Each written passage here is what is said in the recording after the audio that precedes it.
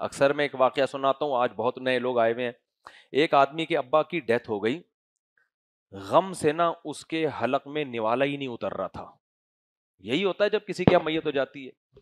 لوگوں نے کہا بھائی تیرے باپ کا انتقال ہوا ہے، دیگیں پکا، دیگیں تیجا ہے، دیگیں پکا کے لوگوں کو بریانیاں قورمے کھلا. لوگ یہی کر رہے ہوتے ہیں. اس نے کہا کمبختو میرا باپ مر گیا، ولیمہ کیا ہوتا، شادی کی ہوتی، خوشی میں لوگوں کو دیگیں کھلاتا، باپ مر گیا اور لوگ میرے گھر بیٹھ کے مرغے کھائیں، میں یہ بغیرتی برداشت نہیں کروں.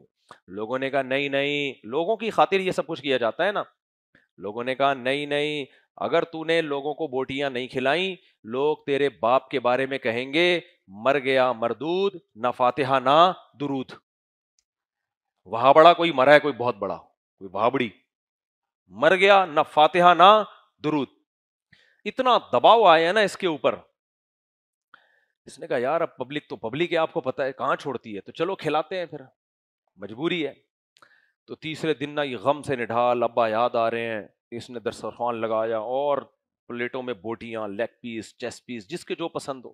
یہی چل رہا ہوتا ہے تیجوں چالیسوں میں آج کل، پبلک بیٹھی ہوئی ہے نا. جیسے ہی لوگوں نے بوٹیاں اٹھا کے دانت کے قریب لے کر گئے ہیں نا، اس کو تو غصہ تھا، اس نے کہا ان کو کھلاؤں لیکن ان کو بغیرت، ان کو بتاؤں تو نا تم لوگ بغیرت. جیسے ہی وہ قریب آئے ہیں نا، اس نے کہا اسٹاپ، 1 منٹ میری بات سنو، اس کے بعد کھانا. لوگوں نے کہا جلدی بتا یار، مرحوم کی لاش کو کیا ہو رہی ہے تکلیف، صحیح ہے نا، مرحوم قبر میں کیا ہو رہا ہے. لوگ کہتے ہیں بڑا مبارک کھانا ہے، میت کا کھانا چاہیے. وہ تڑپ رہا ہے، قبر کا عذاب ہو رہا ہے. اس نے کہا 1 منٹ. کہنے لگا بھائی بات اصل میں یہ ہے کہ میرے باپ کا انتقال ہو گیا، خدا کی قسم مجھ سے مسور کی دال میرے حلق سے نہیں اتر رہی ہے، اور تم میرے ہی گھر میں بوٹیاں پھوڑنے کے لیے آ گئے ہو، بغیر تو تمہیں شرم نہیں آتی. چلو بسم اللہ کرو.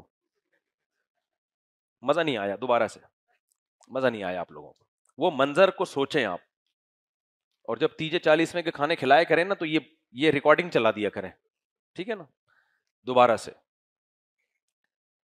لوگ جمع ہو گئے، بوٹیاں، بریانیاں، کوفتے. یہ بیچارہ غمزدہ ابا یاد آ رہے ہیں اس کو.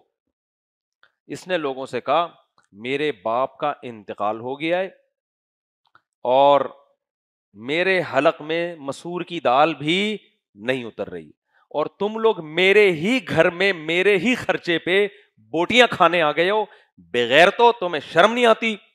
چلو بسم اللہ کرو. ہونا یہ چاہیے تھا، وہ کہتے ہو بغیر تو تمہیں شرم نہیں آتی، میوزک.